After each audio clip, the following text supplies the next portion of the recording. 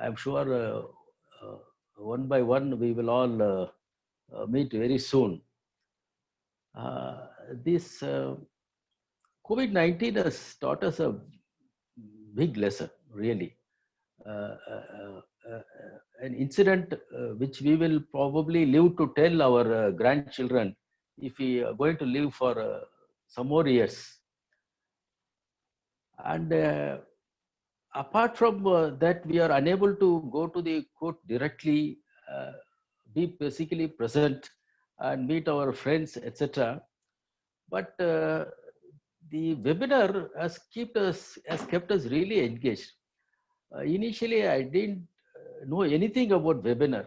When I saw here and there webinar, I thought, what is this new expression? I have not come across webinar at all. So I went through the Google and found, okay, this is a seminar on web. Then only when I went through the Google, I found that this is being used for quite some time, which was not within my knowledge. So nowadays, one of my time passes whenever I find time while during my walk, etc. Go to the Google and search webinar and get good speeches to listen. It's very illuminating and very knowledge consuming. And I really welcome the way in which Mr. T.S. Gopalan office has organized these programs, apart from few others.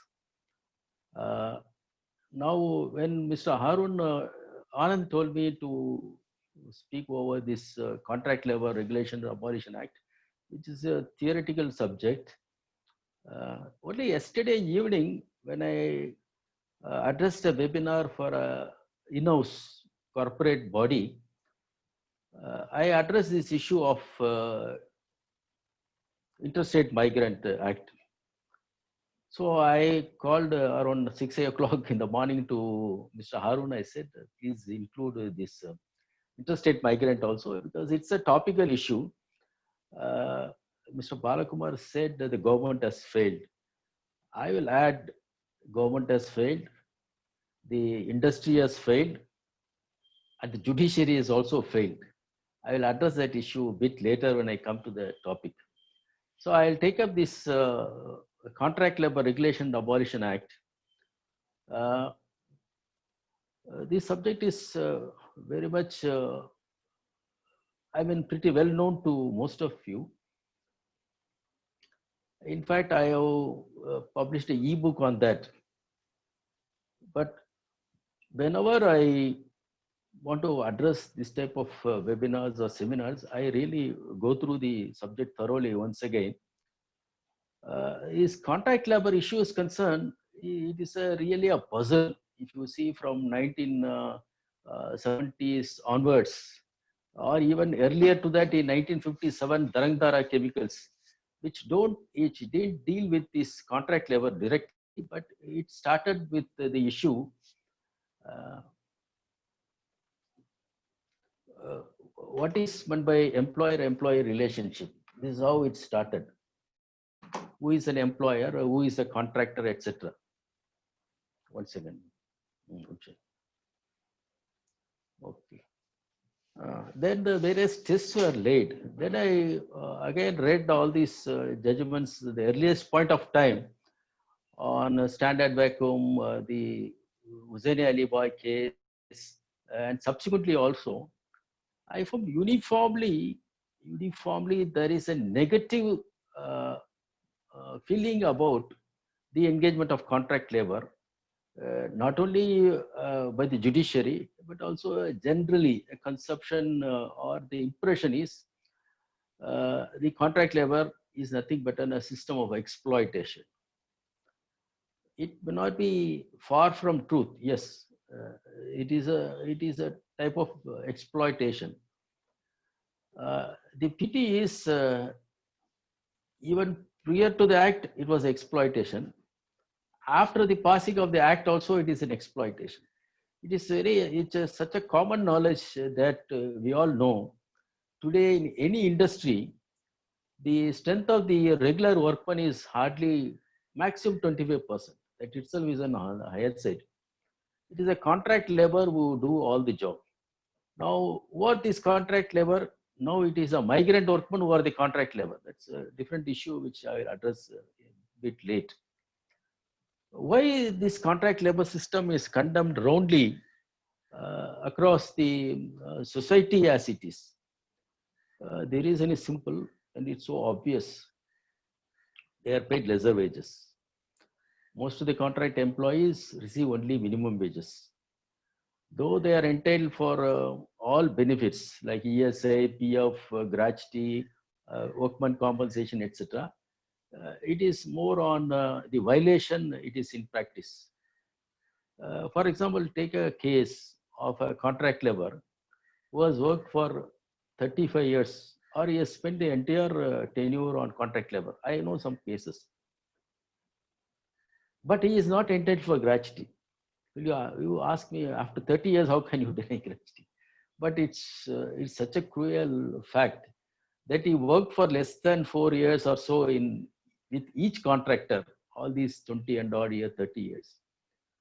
And in fact, he filed an application for gratuity, naming all the 7 or 8 contractors on whom he worked, and also made the principal employer as a party. His application was dismissed by the controlling authority as well as the appellate authority. It's a puzzle why he has not filed a writ petition. So this is how we are looking at it. PF non-compliance, ESA non-compliance, EC Act non-compliance, etc.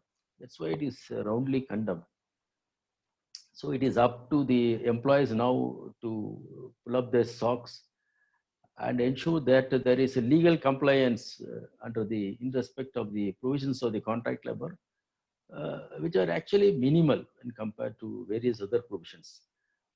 Even during this COVID-19 lockdown from 25th March to 17th May, when I addressed quite a few webinars, the repeated question was, okay, the Ministry of Home Affairs in its order dated 29/3 has said we should pay wages without deduction to our employees. Does it include contract labor? As if contract labor are not workmen at all. Forgetting for a moment, they come under the definition of 2L under the Factories Act, which defines worker, which also includes contract labor. EC Act includes contract labor indefinitely. ESA Act includes, EPF Act includes, gratuity Act includes. But still, we are unable to appreciate that the contract workman or workman for purpose of complaints of many of the provisions of the Act. Let us see what the Supreme Court does on 12th June when it is going to give a decision as to the crisis faced by the contract workman, regular workman, as to whether they are entitled for wages from 25/3 to 17/5. With this introduction, I'll proceed to spend an hour with all of you. I'll try to make it as interesting as possible to go through the principles of contract labor and how the judiciary has gone through. I'll deal with this subject in respect of contract labor. What are the general principles? How the law has traveled? Then what is the legal portion before the provisions of the Act? And what is the legal portion after the Act? And about 2 judgments on a certain miscellaneous issues. Therefore, I will be discussing 10 case laws on contract labor and 1 judgment on interstate migrant workmen. I wonder whether you have been given this note, which I prepared and sent it to Mr. Harun around 1 o'clock or so. Okay, anyhow, I'll make it very easy. When you talk about contract labor or discuss about contract labor, it is ideal to start with Mr. Justice Krishna's judgment. When I started the practice in 1980, this judgment was most celebrated judgment. 1978, Hussaini Ali Boy, all of you would have known. The stamp of Justice Krishna is so obvious in this judgment. And where he has said about contract labor in a rope making company, where there was, this act does not deal with the provisions of the act, CLR Act as it is, because it is 1978, but factually it's earlier. That's why there is no discussion. The The genius of Justice Krishna here poses a question, a simple question: who is an employee? Thereafter, he gives the results. The person who gives the end product to the employer is the employee, and the person who gets the benefit of that labor of this employee is the employer. Forgetting about the smoke screen, the legal appliances, documents, etc. He very finely said the test of integral work and economic control is decisive. If he's doing a job which is integral to your product and you have an economic control over it, is famous expression. If the company chokes, the employee also is driven out of employment, is so famous. And therefore, he said where the product is manufactured and the contract labor has an integral part in it, and the principal employer is, after all, having an economic control over it. He is an employee of the company, and he coined, I mean, not coined, he brought in the principle of lifting the veil, which is available in corporate law, into labor law. Thereafter, many judgments have adopted this principle of lifting the veil. Therefore, he said, lift the veil, remove the smoke screen, and see who is the person who is benefited, who is pulling the strings, and therefore he is the employer. Therefore, in one shot, he demolished this contract labor system, which prevailed during this period. And he said they are all employees of the company, etc. It's a very landmark judgment, which I would like to read any day, on par with most of the other judgments of Justice Krishna, which include Gujarat Steel Tubes, the famous Bangalore Water Supply, Sundaramani, LIC, Johnson Pumps. This also stands on the same footing. It's a remarkable judgment. This judgment led to many decisions on contract labor thereafter, including the famous Western Crompton judgment, which our office conducted during early 80s. But the rigor of this judgment has gone down subsequently as the march of law takes place. Now I'll tell you immediately the march of law. I'll straight away move. I don't want to go through all other judgments in between, which is zigzag. I'll straight away come to 2004, when in Ram Singh versus Civilian Territory. This is a case which actually went to Central CAT, actually, Central Administrative Tribunal, but the principle applies here also on contract. These are all contract workmen who are doing electrical maintenance job in government hospital in Chandigarh, Union Territory, etc. They worked for a number of years, and therefore they also filed an application saying we have worked for a number of years under various contractors. Our job is indispensable. We have to do electrical maintenance, which is 24/7 for the hospital, and therefore we are part of the management, and we should be declared as the employees of the principal employer, which is the government of India, which run the hospital, etc. But the Supreme Court ultimately, don't want to take you to the travel to the Supreme Court. Supreme Court ultimately said, no, you are not entitled for, because they use a test which is called as integrated test. They said your job is not integrated to the functioning of the hospital. Unlike Hussain Ali Bhai case where the learned judge said it's an integral work.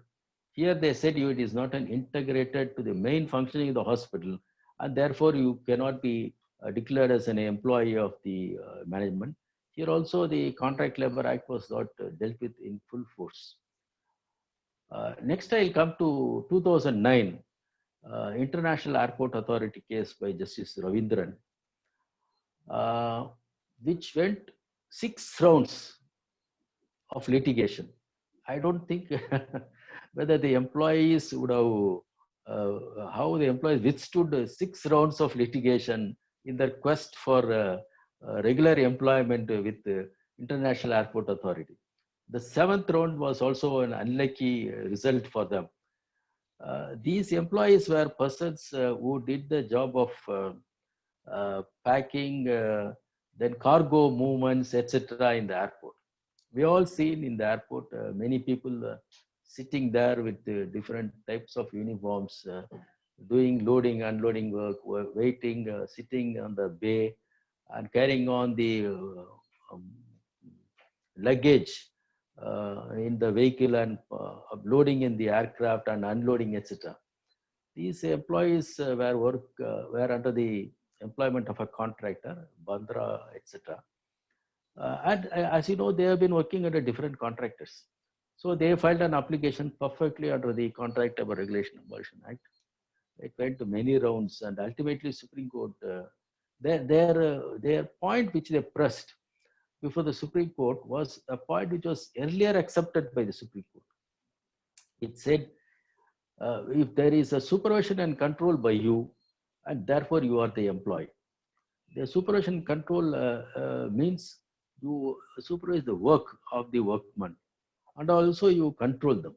The test of supervision is, as they said in the judgments, an eyeball supervision, where you tell him to work and also tell him how to do the work. So you supervise when compared to other engagement like the famous Puri Urban Bank case, where Jola Pricer has held to be not an employee because his job is a specialized one and he only knows the nuances of the. There is no question of bank manager supervising him, telling how he should weigh the jewelry, how to verify the quality of the jewelry. It's for him to do. Therefore, he is not an employee. But here there was a supervision, admittedly.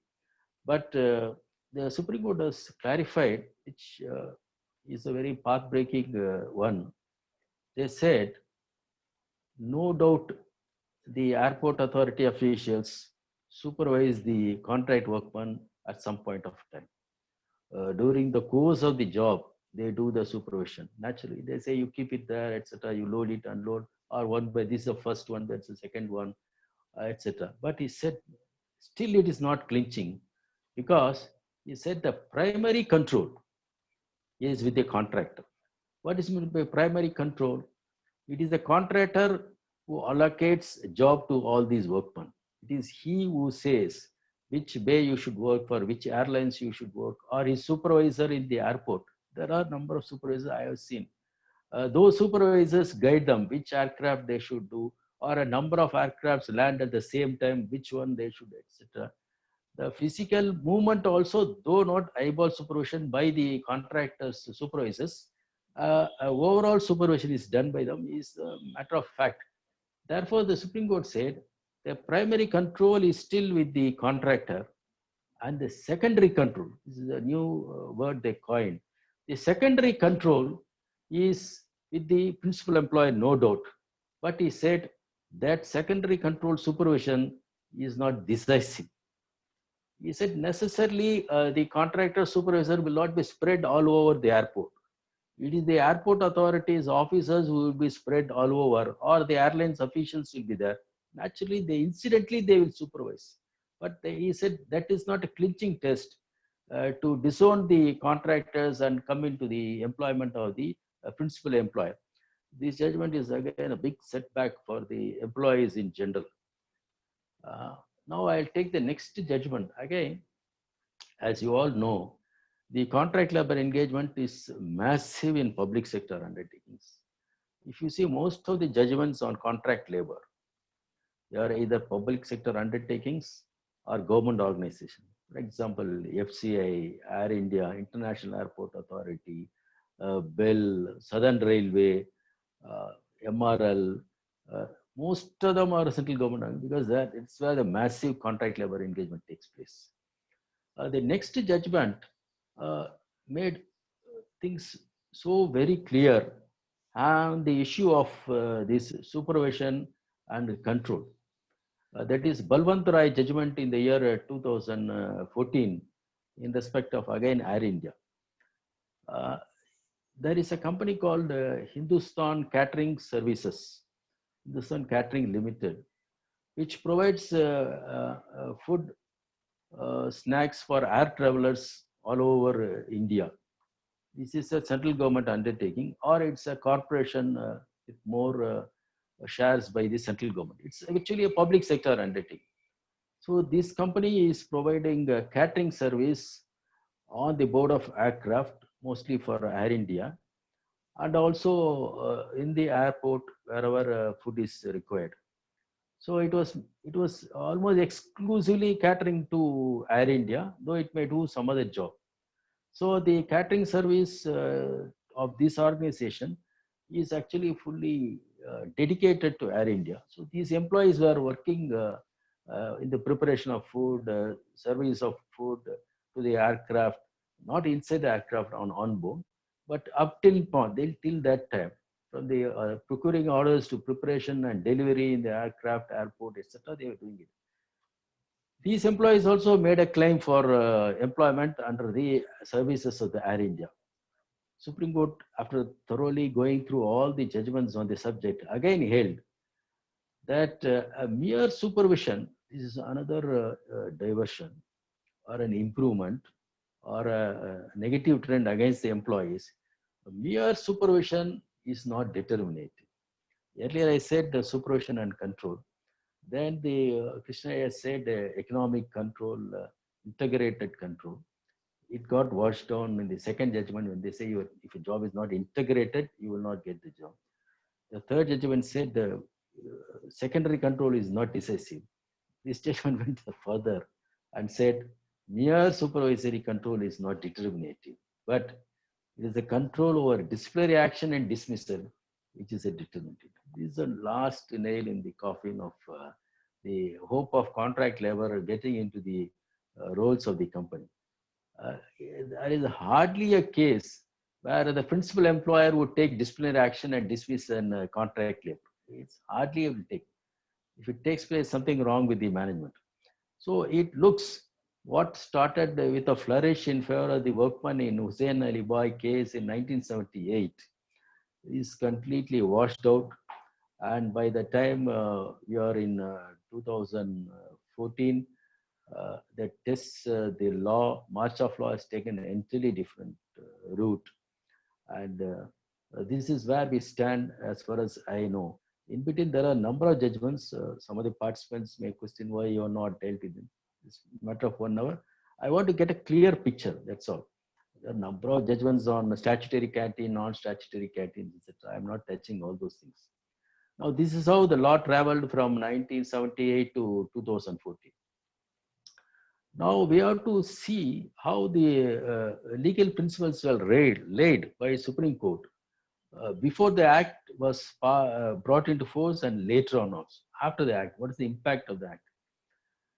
If you see all the judgments prior to the Contract Labor Act on facts, though the judgments may be dated after 70, but on when they started the litigation prior to the Contract Labor Act, without exception, as far as my knowledge and my research on the subject goes, they said singularly in Standard Vacuum, veg oil mills, thereafter Justice Kajju, everyone has said, if the job performed by the contractor is permanent in nature, perennial, or if it is not intermittent and it is temporary in nature, then they are regular workmen and therefore they are entitled for the absorption by the principal employer.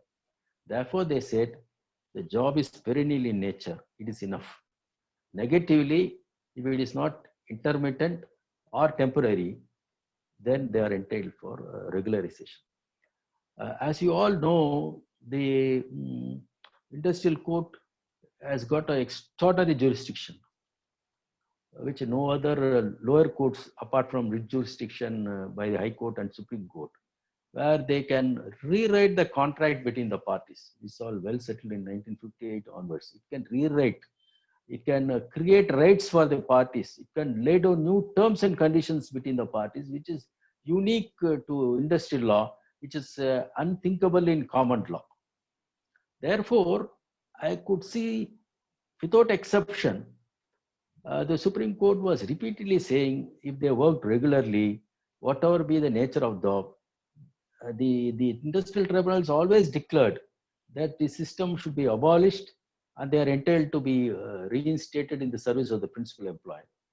Only one judgment I'll refer, that is Standard Vacuum in 1960. Even thereafter, veg oil mills and various other judgments followed this suit. So prior to the Contract Labor Act, the legal position or legal principle is if the workman comes to work regularly, contract labor, he is a he should be made as an employee of the company. In this standard vacuum work, they were doing the cleaning work.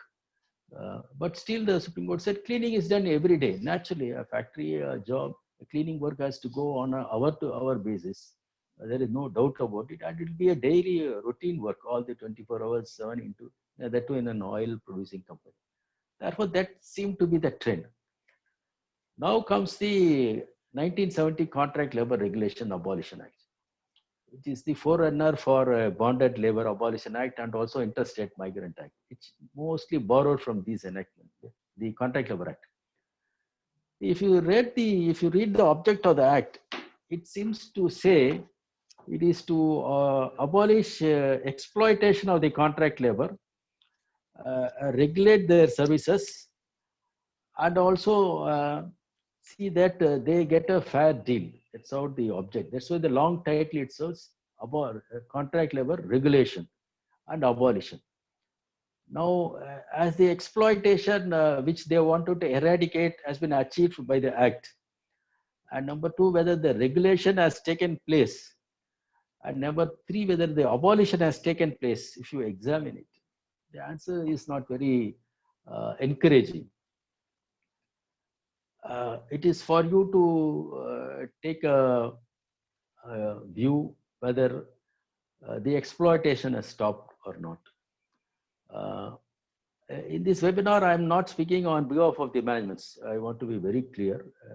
I'm only interacting with you as per the decisions and to what extent I have assimilated those decisions. The purpose of the exploitation, I can say it has not come to an end, probably reduced to some extent, that's all. Exploitation in the sense of the hours of work, the payment, monthly payment given to them, the denial of statutory benefits, welfare benefits, and also the uncertainty in the job still prevails. So whether this act has delivered the objective, I wonder it is not so. What about the regulation? On regulation, I don't know what the objects of the act merely wanted to achieve. They wanted to regulate the employment of contract labor. Yes, that it is achieved on paper, no doubt. Registration under the act, then licensing under the act, registration certificate says who are your contractors and what is the nature of job done by them. The license is issued to the contractor. On the reverse side of the license, terms and conditions are provided that you should engage them only for the purpose for which your license was given. You should engage only the same number or less number of contract labor which is licensed to you. Number three, you should pay the minimum wages. Number four, if these employees do the job similar in nature of the job of a permanent employee, you should pay him the same wages. Everything is in paper. Therefore, the documentation will be perfect. And whether those conditions were fulfilled or not, it is known to everyone. It is not fulfilled in respect of the nature of job for which is given contract and the nature of job he performs will be different. For example, I conducted one case in Sastri Bhavan. The license, I represented the contractor. It's also a corporate body. The license given to him was above the ground mining work. But the work extracted by the company is the work below the ground, mining work. And this central government undertaking awarded contract to my client for above ground work. And this is the rate quoted, which I quoted, which is something slightly more than the minimum wages prescribed by the central government. So my client got the contract. But these employees filed an application before the RLC Chennai saying we have been doing all this work below the ground, but my contractor has paid me wages which is far less than what is prescribed in the minimum wages. And therefore, he made the contractor as well as the principal employer as a party. Now, I am appearing for the contractor submitted to the authority. Yes, this is the contract given to me. It said above ground. And this is the wages I have quoted and they have given it. if you ask me to pay the wage which the workman claim, which is the job done below ground, I said this is beyond the terms of the contract.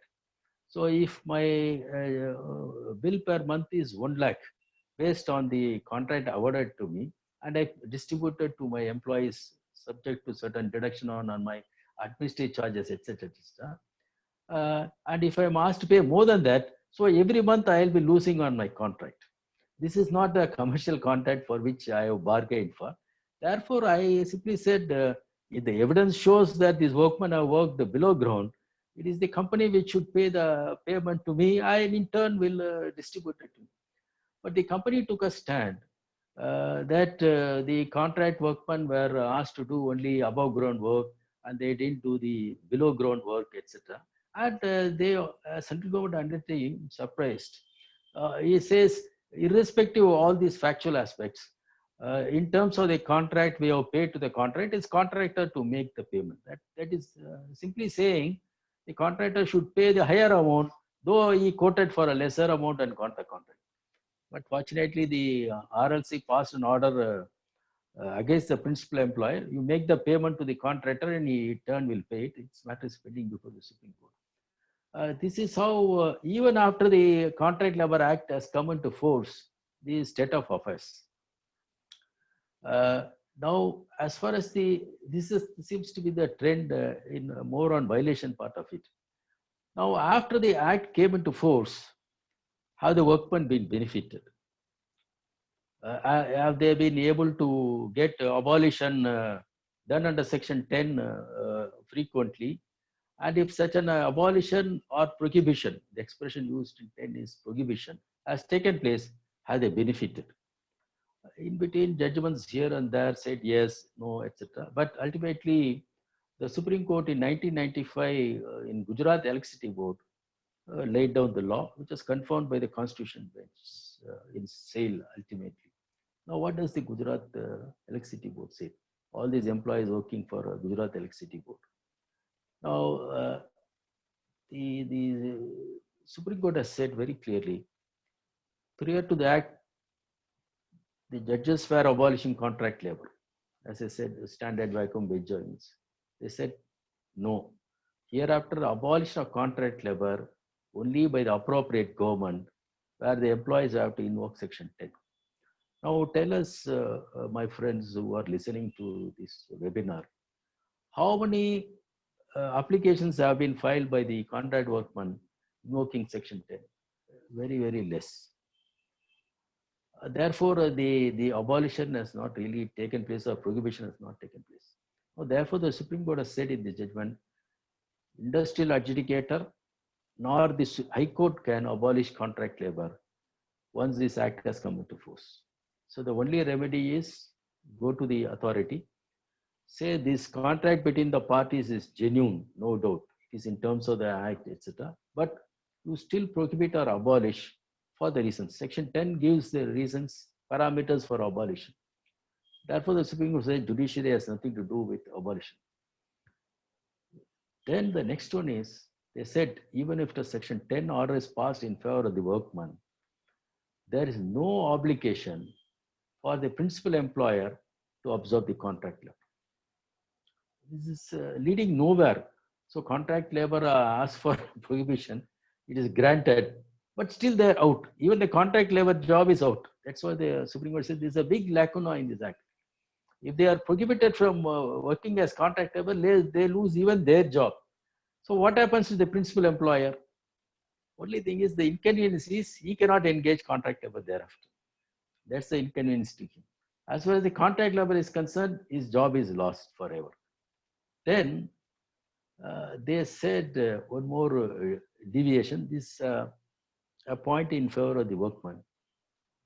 They said if you lose a job, then in the event of the company taking up fresh employees in your place, because a prohibition has taken place, the company should give preference to you, relaxing age and academic qualification, not technical qualification. Age and academic qualification, relaxation can be given, and you can probably get into the employment. But the biggest service done to the working class in this judgment is They pose a question, what happens if the contract is not genuine and legal? Genuine legal invokes section 10. Here is a contract which is not genuine and legal. Are not the workmen entitled for regularization or absorption in the services of the principal employer? The Supreme Court said yes. This is really a remarkable decision. This is what we famously say march of law, or the court should be alive to the real purpose and spirit of the act. Now the Supreme Court has said in this judgment, if the contract is sham, that will held to be sham by the industrial adjudicator. They use the expression specifically industrial adjudicator. Then regularization in the service of the principal employer is permissible in terms of the award. Therefore, if the contract is genuine, get it prohibited, you may get employment subject to the recruitment policy of the management. But the contract is sham, a bogus, a fraud, it's a paper arrangement, it is smoke screen, it's a benami transaction, whatever name you call. The dispute can be raised, they given enough leverage either by the principal employer or by the contract themselves through a union.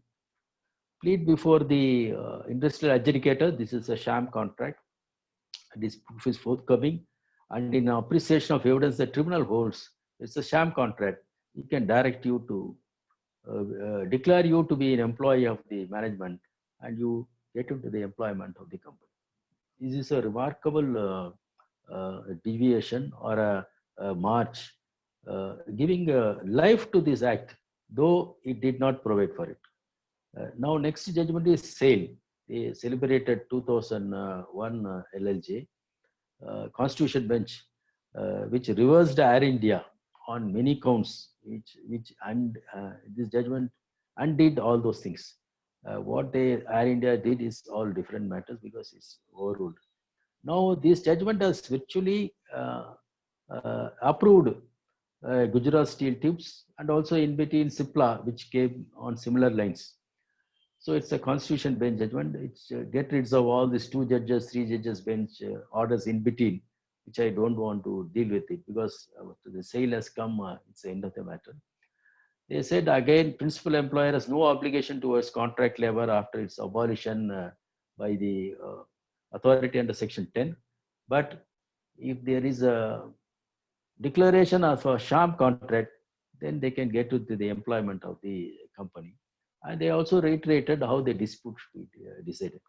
So what was a trend in 1960 is no longer the trend after the act. Now, the only way in which the contract labor can get into the employment of the principal employer is prove that is a bogus contract. Now, after this judgment, it was a big relief to the managements. The Supreme Court has said even if there is a violation of provisions of the Contract Labor Act in respect of Section 7 and 10, it is registration and licensing in respect of non-renewal of license, non-renewal of corrections, amendments not made in the registration certificate. There is violation in the license implementation. Still they don't become an employee of the company, etc. They all said that.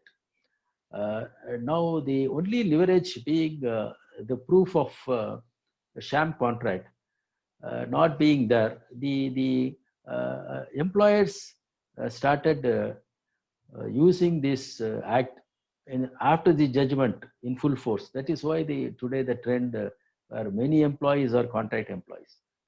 But when I watched all these things, when I interacted with my clients and saw the proceedings which take place, etc., I felt, which came true later on, which I'll refer immediately.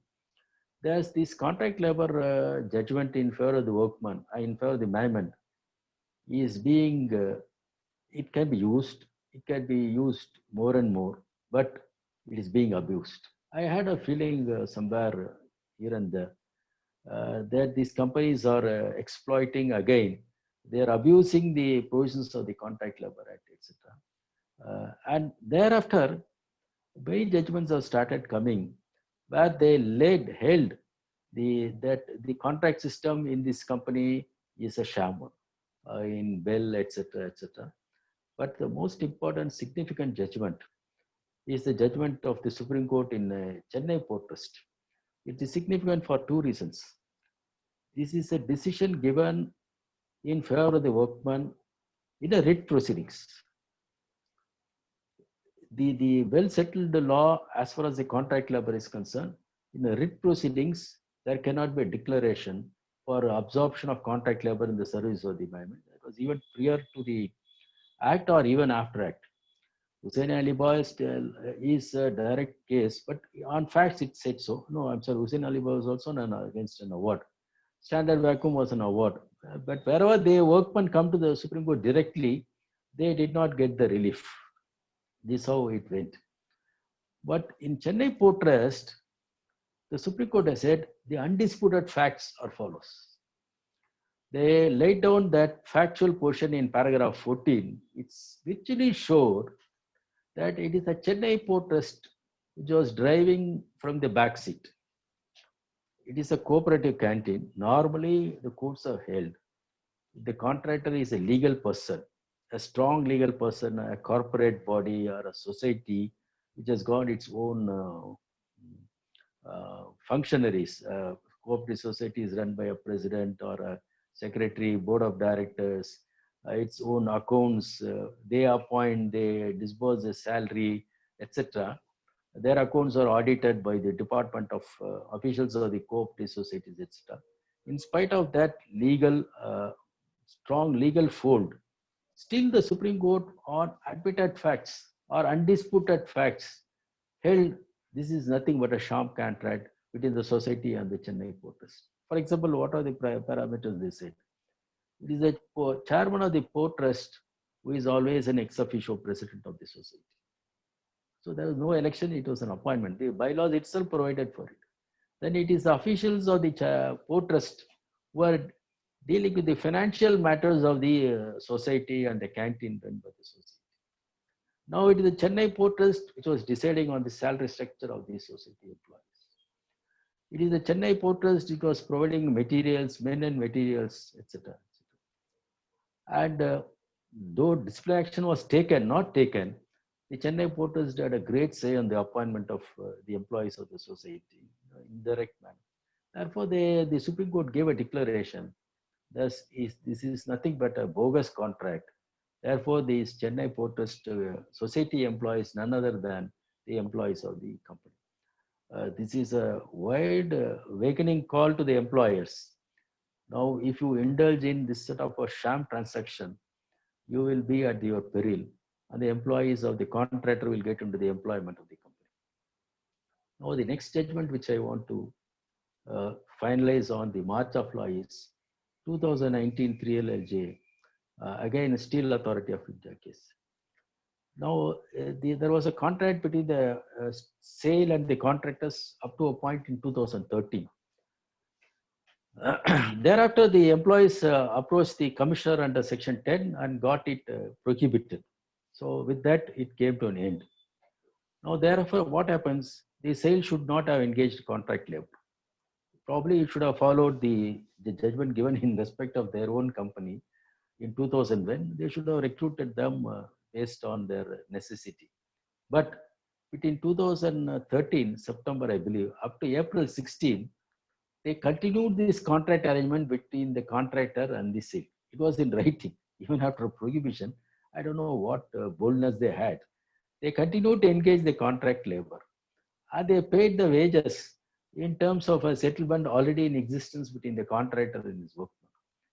I don't know why this contract labor also worked under them, the same arrangement. But not only they did this legal mischief, in around April 2017 or so, the SAIL management terminated their services. They stopped their services, which is nothing but a legal termination. Then these employees went on a two-pronged litigation. One, they filed an application before the Payment of Wages Authority, saying between 13 and 17, in spite of a prohibition, we have been working with the management under a contract. with the contractor, but we are entailed for wages of the sale workman who had the benefit of various settlements, etc. That application was allowed by the authority. That matter went to the Supreme Court.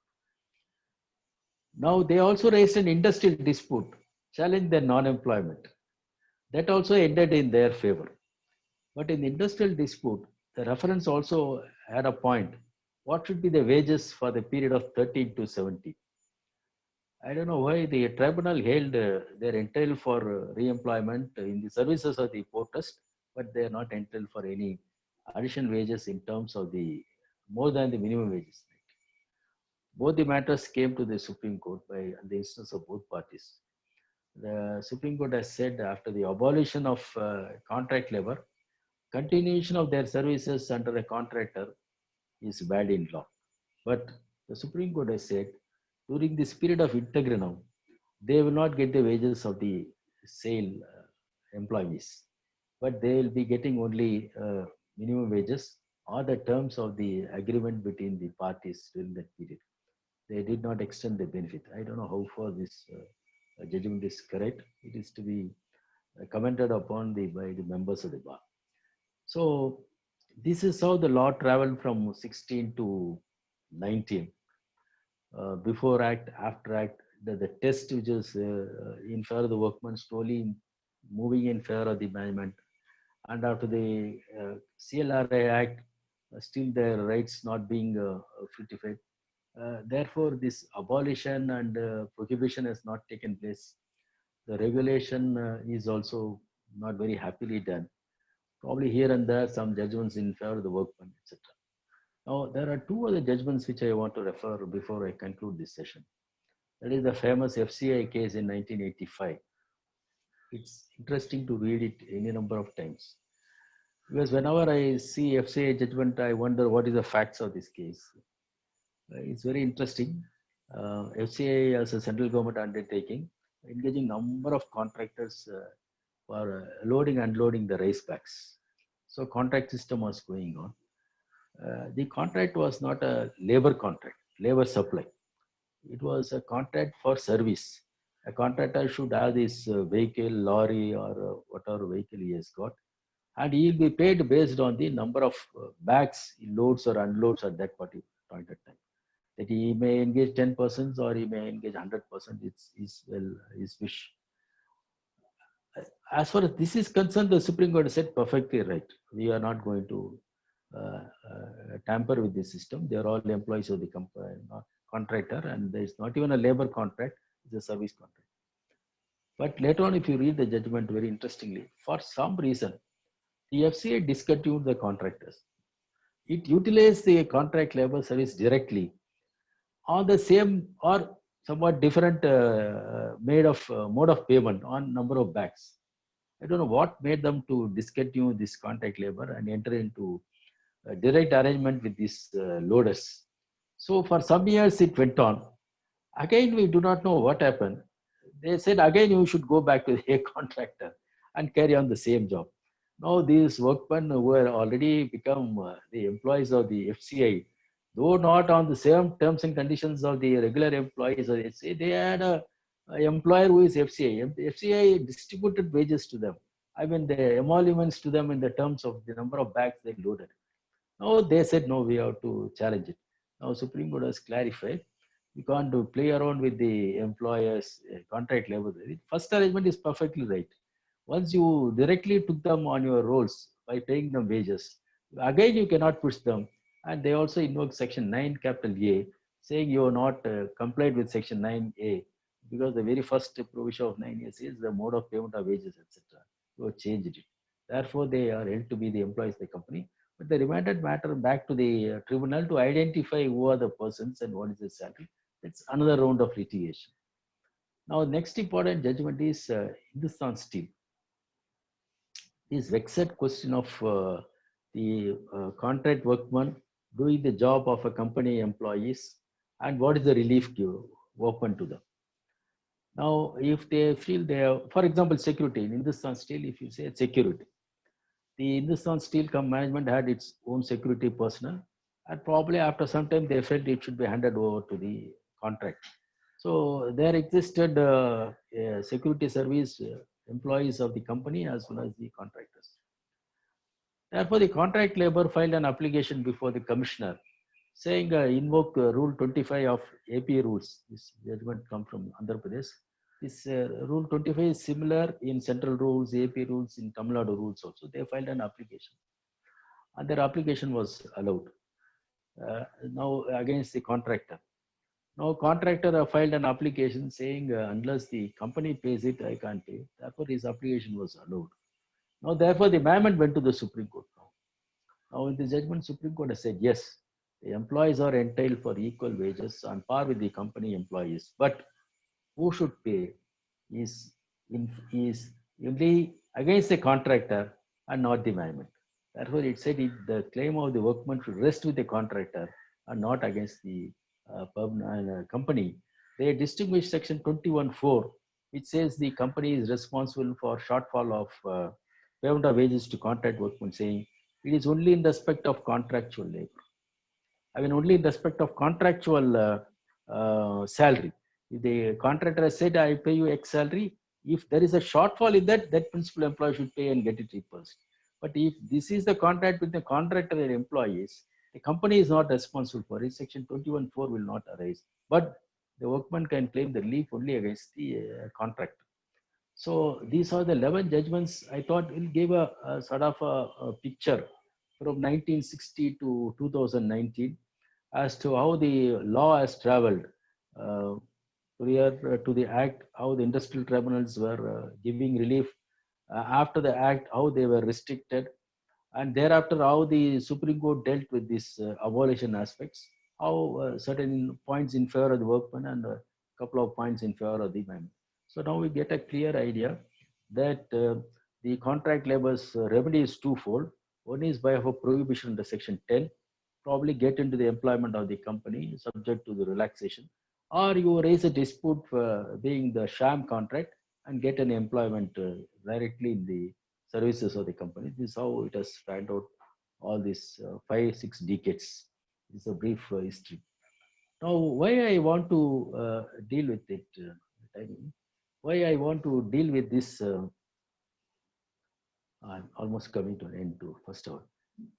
This migrant workman is in the news after COVID. This migrant workman phenomena is, to my knowledge, or as you all know, is probably a decade old or maybe 15 years, where we find new faces in the shops, restaurants, and where not, everywhere they are there now. Even my staff in my flat is also from that place. So these people have embraced the entire working class culture in Tamil Nadu. Now, we all know, we were aware, there is an act called Interstate Migrant Workmen Act 1979. If you read objects of this act, it will show that while we were able to do something for the contract labor, these migrant workmen were in a very bad shape. If you read the objects of the act, they said they refer to some state acts, I forgot, Orissa or Haryana, where these people working in the mines were being engaged by the agents. Some English expression, the Hindi expression they used, Sardars and Jazadars, who bring them to the quarries, and they give them, recruit them in their services, and not exactly recruitment, they utilize their services and get the money on some basis from the mine owners and distribute it somehow. So they were not coming under the provisions of the Contract Labor Regulation Abolition Act. It is not being implemented. Therefore, the legislature stepped in and said, we should give the protection to this class of workmen. They defined who is a contractor, who is a principal employer, who is an interstate migrant workman. And they also provided for some benefits like traveling allowance and also two benefits. What is called as 1 minute.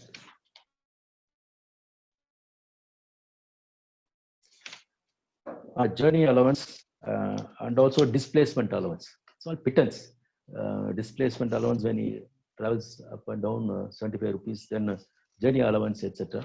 And the facilities are provided under section 16, which is regular payment of wages, equal pay for equal work, suitable conditions of labor, accommodation to workmen, medical facilities free of charge, and protective clothing. And also in the case of accident, that they can file an application in the native place, etc. Some benefits were given. But I always knew, or everyone knew, either appearing for management or appearing for the workman, this enactment was not at all being implemented in the, at least definitely in the state, in our state. Why? Because the definition of contract interstate migrant workman is very, very loose. I don't know how they drafted this. It is a lacuna or loophole. It reads as follows. Interstate migrant workman means any person who is recruited by or through a contractor in one state under an agreement for employment in establishment in another state. So they said there should be a contractor with an agent in one state for his workman to work in another state.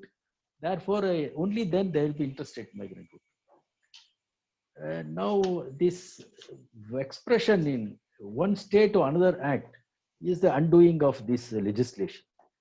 Now, what happens? All these migrant workmen come to Chennai Central Station by an agent. When I inquired this, now I am told the local contractors themselves have an agent in different places in North India.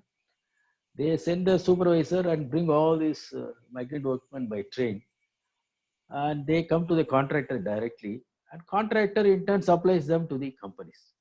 So these migrant workmen have actually become contract labor. They have not been registered. These contractors don't register themselves as a contractor under the Interstate Migrant Workmen Act, and the companies also don't register themselves as a principal employer. There was an article in Hindu which said there are only about 6 or 7 registrations in the Act. There are more than 2 or 3 lakhs of workmen are working in the interstate, migrant workmen are working in Tamil Nadu. That's why I told Hindu, which carried my views, it's a complete failure in Tamil Nadu. All these interstate migrant workmen are nothing but lacuna in the definition. Now, when the COVID-19 hit us very badly, we disowned this migrant workman, or we call them affectionately as a guest workman. We don't let down our guests like this. These guests were let down, as Mr. Balakumar said in the beginning, which I said, not only by the government, but also by the managements, and also to a great extent the judiciary. A number of bills are filed on their behalf in Madras High Court. Some directions are given. Now, when the matter was taken up by a bill, the Supreme Court said, no, it's not our duty. Government is doing something, we don't want to interfere. But 2 incidents shook the conscience of the entire nation, and naturally the Supreme Court also. The contract labor were prevented from moving to their native place. First of all, they were not given the transport facility.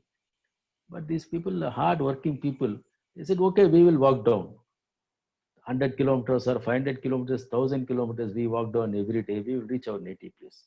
But on the state borders were locked by then, so they were not allowed to leave the state borders. There was no train service.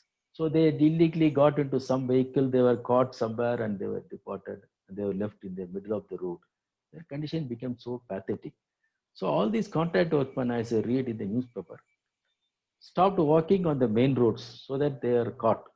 They started walking on railway tracks and various other routes, asking some local people, etc. So on a fateful night, about 30 contract workmen, they walked on the track so that they will reach their destination properly. Probably on the way, they felt so tired. They didn't even realize they should sleep away from the track. They slept on the track, and the train ran over them, and 23rd of them died on the spot. Number two, these contract migrant workmen who boarded the various vehicles to go to the native place. One of the vehicles carrying about 20 migrant workmen smashed into another van, and 20 migrant workmen died on the spot. This shook the conscience of the nation, and probably they thereafter relaxed. And Supreme Court also took up suo moto uh, uh, pill on themselves, and they gave directions to the central government to respond. Thereafter, I keenly followed this litigation by asking my friends in Supreme Court, tell me what happens in the Supreme Court, what is the affidavits, etc. file. In that bill, National Human Rights Commission alone was allowed to be implicated as a party, and they filed a statement which contained this important sentence saying that the case name is INRI, Problems and Miseries of Migrant Workmen. The National Human Rights Commission has filed a statement before the Supreme Court stating, quote, the hardships faced by the migrant workers during the lockdown clearly shows that the act was never implemented in true spirit, unquote. Therefore, the National Human Rights Commission has said this act has not been implemented in true spirit in our country. This is what is the procedure now. I mean, the reality now in our country. When I read this act, the definition I found there is a big lacuna. I did a research. I told my juniors, get me a whatever case law on this migrant work. I went through a couple of high court judgments, not revealing much on that. But it was interesting to read the judgment of the Supreme Court, this famous Bandhumukti Marcha case. This is the first time I read this judgment. The most famous judge, one of the famous judges of Supreme Court, Mr. Chinnappa Reddy, has given this judgment. And I believe this is the foremost pill in our country. This led to a number of pills till date. The concept of pill was opened by Chinnappa Reddy, and I'm sorry, Justice Bhagavati. I'm so sorry, Justice Bhagavati judgment. This is a pill. He said this is the need of the hour, and he dealt with the stone quarry work in various mines in Rajasthan from other states, limestone states. And para 25 of the judgments was really an eye opener for me. In spite of this lacuna in this definition, this is what the Supreme Court has said. I'll quote that in para 25, that the agents who are engaged by the mine owners to recruit workmen from other states, that is enough. The recruitment is from other state, will be held to be contractors. So they are the contractors. Even in Chennai, if you recruit from other state, you are the contractor. And the workmen recruited to them would undoubtedly be interstate migrant workmen. So if the recruitment is from another state by a contractor, either in that state, which according to the definition, or in the other state where they land up for work, these contractors are contractors under the Interstate Migrant Workmen Act. And these workmen are called as interstate migrant workmen. The workmen recruited through the existing migrant workmen would also be termed as interstate migrant workmen, because these old hands are really agents acting as agents. This is very, very revealing. Because as you know, if a workman comes and work in our state, he naturally brings in a lot of other workmen. He writes to them, or by phone now it is so easy. He says, there is a job here. Because in those states, I believe the conditions are appalling. People say those states are 3 decades away from the present situation. That is a kind of pathetic condition. I don't want to say the states, etc. They say these old hands, these workmen who already reported for work here, they said we are better here, we are getting food, we are getting our wages, the company is giving us some benefits, etc. you come back, you come here, I will provide you a job. So the Supreme Court said, these people are all nothing but contractors. They have given life to this act. So it is high time we start implementing this act based on a judgment which is reported in 84, 94, 2004, 2014. So nearly 28 years ago, this judgment has been rendered. Therefore, it is high time the migrant workman system is arranged, the law is implemented, the migrant workmen are given their benefits. And what is the point in making them to walk 1,000 kilometers, saying you go back to your place? And now, once you start the factory, you don't find workmen. Now saying you please come here, we will give you a chartered flight. When he's hungry, we did not feed them. But now we say we will give you a chartered flight to report for work. This is a complete disgrace, and no civilized society can function like this. My dear friend, this is my thought process on the contract labor and migrant workmen. With this, I conclude my speech on the subject. I welcome if there are any other questions on the subject. I also urge SAR's office to conduct many such webinars, giving opportunity to many other lawyers whom I see in this session, so that every day evening we can have one session, and advocates who are paid for the workmen, etc., can be allowed to participate. They can give their thought process on that for the benefit of all concerned. I'm making it clear, I'm a Mohammed lawyer, but my speech, this 1 hour and all, is nothing to do with that. What I have learned, I have shared with you. Thank you so much. Thank you, sir. Thank you so much for that intellectual talk, and we'll definitely take your suggestions. And we'll have a question and answer session. Participants can kindly post your questions in Q&A box, or kindly raise your hand. We'll unmute you so that you can talk to Mr. Ravi. Sir, we have Prakash, Mr. Prakash online. I am unmuting him. Yes.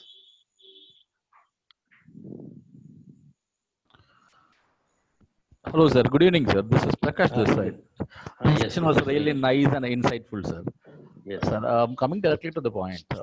See, as you said, that many of the employers are not adhering to the minimum wages, and it is a completely disgrace to the unskilled, semi-skilled kind of people.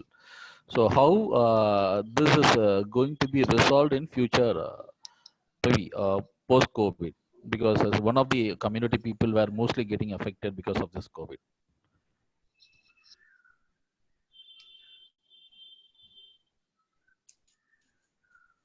Your question? Minimum wages. What is your question? Yes, sir. This is regarding to the minimum wage. Yeah, I can hear you. See, yes. See, to my knowledge, subject to correction, these contract labor or migrant workmen are paid minimum wages.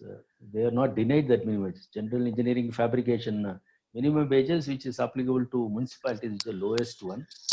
They are paying that minimum wages.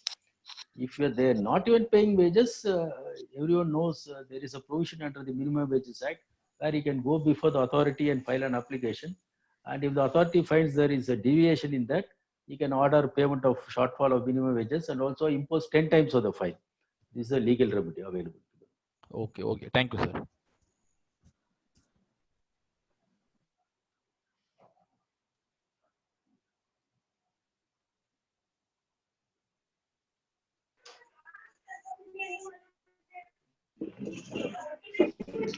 Yeah, Mr. Harish Kumar, we are unmuting you. Sir, I have a small. Yes, sir. Yes, Harish. Sir, nice that I was able to hear you. I have a small it's maybe a doubt or regarding the migrant workers who are migrated, suppose from Tamil Nadu to other states, say for example. Yes. Yes. Some company may be having office or factory at Tamil Nadu, and simultaneously they may have office at or factory at the other state also. There are some companies. Would it not be feasible for them to accommodate those workers where they migrated? Have some arrangement like that so that the hardship of the migrants can be lessened. Yes, that should be done. But unfortunately, that has not been done. In your talk, you No, in your talk you said when they wanted the most 100% help regarding their food and shelter, at that time they did not work. And now when they want to start with their factory, they want to again call back their migrant workers to the native place where they work. Is it not a humanitarian approach for companies, maybe not all the companies where they have, for instance, in Tamil Nadu, in UP, to accommodate them to the nearest factory where they migrated? Yes, yes. See, That's a fraction of migrant workmen were accommodated here. Some of the companies, though they closed it for COVID, they allowed the migrant workmen to stay in their place because they provided them accommodation already. They said, you stay back there, we will provide you fare. They cooked food in their canteen and they delivered to the migrant workmen morning, afternoon and night for their breakfast, lunch and dinner. And some of the companies allowed them to come to the factory in their vehicle again, ask them to do some cleaning work, do exercise, some social activity. In fact, for example, in Guru Nanak College, most of the migrant workmen were accommodated. They were asked to come in the morning to the playground, do some exercise. There were some social activities. They were given fruit. And evening again, they were allowed to play around in their playground for recreation. So a small section of the migrant workmen were taken care. If they were taken care, they wouldn't have left like this, walking 1,000 kilometers, cycling 1,000 kilometers, etc. Some of them have accommodated, but majority, a substantial number of migrant workmen are left in the lurch. Yes, sir. Yes, sir. No, I have human. Yes, please. It is an inhuman approach. Yes. No. My question is little away from what you said. Yes. My question is, suppose a migrant worker, because of the COVID, was forced to migrate from Tamil Nadu to another state. Yes. Because of his necessity, not able to be supported by the employer. Yes. Now, since slowly the unlock is going on, can a company request that migrant worker that I have another factory at X place where you migrated? Please come and report. Your pay, continuity of service, seniority, everything will be protected in our factory at your migrating. Is it possible? That's what I'm asking. Yes, permissible, possible. Why? In some of my clients, one of my clients is having about 40 factories all over India. Migrant workmen are working there. As you say, they are having number of factories in Gujarat, Chhattisgarh, Gurgaon, etc. Yes, they could have very well said yes. What you say is perfectly right. They said, okay, you stay back in my nearby village where my factory is situated, you can work. Yes, that will be an ideal way to resolve this issue. I understand your question and I appreciate it. In that scenario, whether the workman will be entitled to the same pay of scale and continuity of service and seniority or not? That is my question. Yes, definitely. In fact, why same salary? If in that state the salary is much more, you will be entitled for that salary. For example, in Tamil Nadu, the general engineering fabrication salary is about 14,000 rupees. In Gurgaon, the minimum wages has been 17,000. You will be entitled for 17,000. Okay. Yes, that will be a very satisfactory arrangement. That's what. Good question, and I appreciate this, Harish. Thank you. Thank you, sir. Sir, V. Rajagopalan sir wants to ask you. He is my guru. What is that he wants to ask? Happy. More than the subject, the way and the natural manner in which you presented in an most unperturbable, calm manner makes every person to hear you much more again and again. And come again, see, to the extent the publicity has gone, am I audible, sir? Yes, sir. To the extent the publicity had gone in the newspapers that the people are walking with carrying children and all that, to the extent there are many companies which I know, personally inquired, have kept the contract migrant labor in their factory itself and provided all the facilities.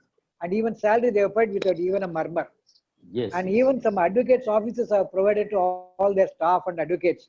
So none of them are going to the court or to the office even to maintain the diary. They are paid wages. I know many of them. Yes. But still, to the extent the advertisement gone and the migrant labor walking the street, the people who are paying that has not come to the forefront. If that has been there by the press, it has been better to say the managements are are totally inhuman. That could have been to some extent wiped out. Number one. Okay.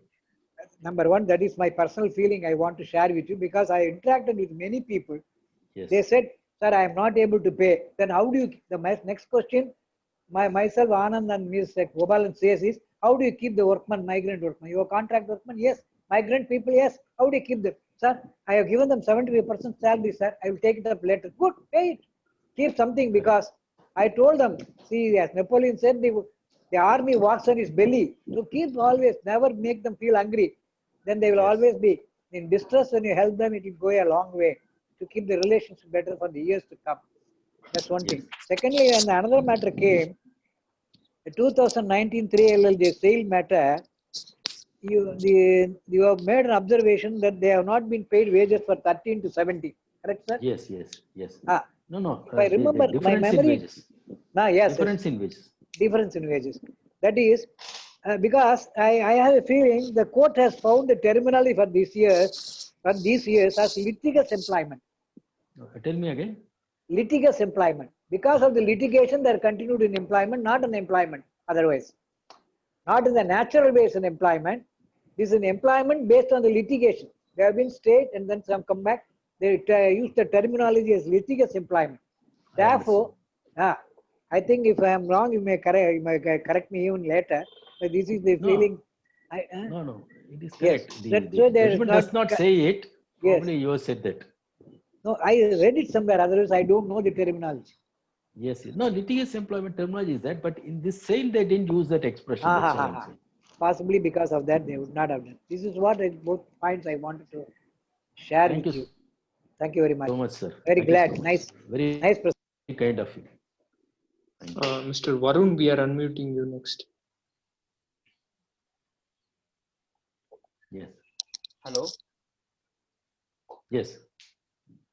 Sir, my query is. Yes.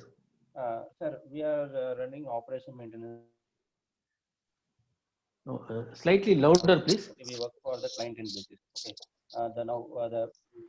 Mr. Varun, we lost you in between. No, louder.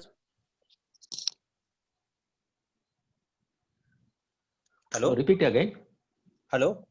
Yes. We work for client yes, in basis, like as a contract employees. Okay. Whether the standing order is applicable for from principal employer?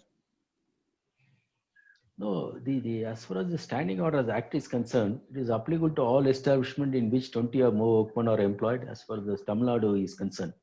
So you as a contractor is having an establishment employing 20 or more, your registration under the certification is necessary or model will apply. Similarly, as far as the principal employer is concerned, his standing order procedure is separate. The terms of the principal employer, including the model standing orders or certificate standing order, will not apply to contract labor. No, not at all, if that is the question. Okay, the terms and conditions of employment of the principal employer has nothing to do with the terms and conditions of employment of the contract labor. Both are separate and distinct. Okay, thank you. Okay, thank you. Sir, this would be the last question. Mr. Manivannan wants to ask you a question. Yes, Mr. Manivannan. Yes. Mr. Manivannan, can you hear us? You are unmuted. Yes, sir. Yes, tell me. Mr. Ravindran, are you able to hear me? Yes, I'm able to hear you. It's a timely subject. Yes. The interstate migrant workman. It's a timely subject, and we have handled in a very appropriate way. And there are many people are not aware about the 1984 judgment delivered by Justice Bhagwati. Yes. In which the main focus was there. And it reveals that the foresight of the Lordship on the during some 30 years back, 40 years back. But I have to share an experience with you. In one of my clients' company, some around 20 to 25 men and women migrant workmen came there, given training for physiotherapy. Wonderful training have been given. And they decided to, one day, finally they declared that they want to go. And in fact, I rushed to the spot and I addressed to them, what is your grievance? Are you any grievance about your pay? No, we are paid, sir. Are you having any grievance about any treatment? Nothing, sir. The only issue was a psychological aberration and anxiety of uncertainty made them go. Yes. And I am surprised to see that the employer is they uniformly felt and said that we want to go. And when Mr. Okay. Rajagopalan, advocate, has clearly stated that Yes. despite very many assurances given, their only anxiety was to reach their home and see Yes. them. The moment they saw, their emotional thing got drained. And as there is no employment there, now they are making frantic calls. Please give my post, keep my post vacant. I will be coming back after COVID. So that is a position. Indication. That is a I understand. position. I appreciate. And the only thing is, interstate migrant workman issue is after the post-COVID situation. It is again going to be there, and we are going to receive so many people in hotels, restaurants, in any other place in which the heavy real work is required. Interstate migrant workmen are going to give the helping hand because our Tamil workers are not ready to work. And they have their own 20 kg rice and also there are entire arrangements, and they have got all other arrangements to get idle and making their spouse to work and enjoy. So we depend on them. The only thing is, unless they are given with that interstate migrant workman card allotted with a special number, so the card shall travel with you, so it can be tracked. That is the only solution, because some person works in restaurant, he can keep the card. The card shall travel with him, and wherever he is there, his security and other things can be taken care of. In one of the institutions, unless it is done, the interstate migrant workman definition is also very vague, as you have very correctly stated. The person who wants to do some other misuse interpretation on the definition, he can very well say that the son of an interstate migrant workman, but is not recruited in the other state, but he wants to work with me directly, whether he will be interstate migrant workman. That is the issue there. So the contractor is not recruiting them directly. The employer directly taking a North Indian man, whether he will be an interstate migrant worker or not. That issue is there. So all these things, as you rightly pointed out, unless the definition is remodified and channelized, this will be giving way for so many interpretations which are not useful to them. Now, as you correctly stated, they went by walk, and now the employer is offering charter flights to get them back. So that is a question. Anyhow, your lecture was so fine, and it is throwing light on so many issues which were the timely issue. And I record my congratulations. Thank you so much. Thanks for your appreciation and your response. I learned from this what you said. Thank you so much. Thank you. Sir, there are 2 more questions in the chat. If time permits, I can take. Okay. I have enough time. Okay. Nowadays there are many. This one is by Mr. Prakash again. And nowadays many large private companies are hiring people in third-party roles. Graduated people are employed in such ways. In your experience, how do you see that, sir? No, I have nothing to say about that. The courier boy who comes to my office frequently, every courier boy asks them, what is your education qualification? No one is less than a postgraduate degree. They are all contract employees. But this is how the country functions now. Yes, sir. And the most unlikely part of it is ITI people are being used for domestic help in Tamil Nadu is another oh, I see. Thing. I didn't know that. Oh, it's a very bad situation. Yes. Okay, I invite Harun sir to give vote of thanks, sir. Okay, thank you. Hello. Sir, good evening, sir. Good evening. Yes, sir. As usual, it was a very illuminating speech because you have said about the entire way in which the contract labor evolved from 1970, even prior to the introduction of Act and post Contract Labor Act. And I was wondering whether it's a march of law or march of Mr. Ravindran, because I had a little doubt in my mind that you are just trying to shift your practice to this side to that side, because that is the way you had, in fact, it was really an outburst of the present scenario which is happening in the country. And all the principles and other things which you have narrated now In fact, it is an eye opener for all of us. It's high time we put an end to this sort of arrangement. And I would also, if you don't mind, I would also add one thing. Our boss used to refer. Yes, please. In fact, 9 years ago in an EFSA meeting, when he addressed about the very same issue of contract labor system, he said, on the court, I'm for the management, and off the court, I will only champion the cause of workmen. And as I know, you always follow the footsteps of our boss, and that is reflected in your speech today, sir.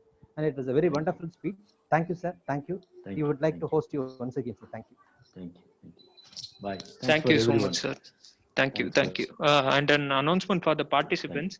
For next Thursday, Mr. P. Raghunathan will be taking a session on Sarfasi Act, and we hope to meet you there. Thank you.